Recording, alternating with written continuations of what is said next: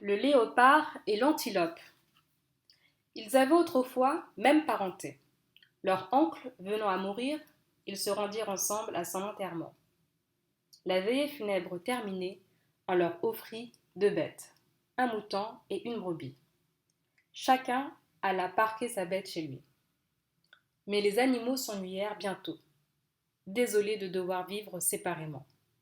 Alors, Léopard amena son mouton auprès de la brebis de l'antilope, et le couple ainsi formé vivait des jours de ravissement. Un jour, et à la suite d'un songe, Léopard alla voir comment allait son mouton. Mon songe ne m'a pas trompé, se dit-il. Je vois bien ce que j'ai bien vu cette nuit. Mon mouton a mis bas.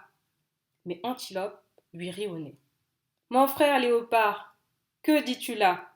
A-t-on déjà vu depuis que le monde est monde un mâle mettre bas? Tais-toi donc, imbécile. Qui de nous deux est l'aîné? C'est vous autres qui avez la prétention de vouloir apprendre à vos pères ce qu'ils savent avant vous. Je ne sais, répartit Antilope, si le fait d'être né avant les autres peut faire changer la nature des choses. La nuit sera toujours la nuit et le jour, c'est immuable, même aux yeux des aînés. Là-dessus, les deux frères en désaccord se disputent sur un ton aigre. Ils finirent par faire venir des juges. De nombreux curieux vinrent aussi, attirés par le bruit de la dispute. Le différend fut soumis à la cour. Mais tous les juges, sans exception, donnèrent raison au léopard. Débouté, et boudant soit l'ignorance des juges, soit leur complicité, soit leur partialité, Antilope envoya son fils à la recherche de Tortue, dont on louait l'infaillibilité de jugement. Chemin faisant, Tortue fouilla dans sa tête le moyen adéquat de tirer d'affaire Antilope, qui n'avait pu faire entendre sa cause auprès de tous les juges qui s'étaient prononcés sur le litige en faveur de Léopard. Comme elle s'approchait du village, Tortue prit un bain et se barbouilla le corps de Kaolin en sortant de la rivière. En la voyant venir à l'entrée du village, les animaux se demandèrent: Qui est celui-là qui vient et dont tout le corps est blanc?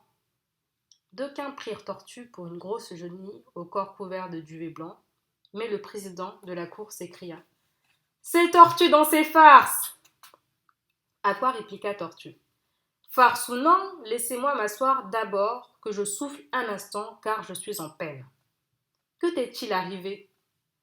Ouf! Quelque chose d'extraordinaire, d'inouï et de terrible. Mais écoutez plutôt. Mon père est mort au moment où il allait accoucher. À peine prononça-t-il ces mots que toute la cour couvrit Tortue de huées. Depuis quand a-t-on vu un mâle accoucher? N'avez-vous donc jamais vu de vos yeux un mâle accoucher? Montre-le-nous si tu en connais un. Mais regardez donc le mouton de Léopard, qui a mis bas. La boutade de Tortue confondit Léopard et ses complices. Ce n'est pas la justice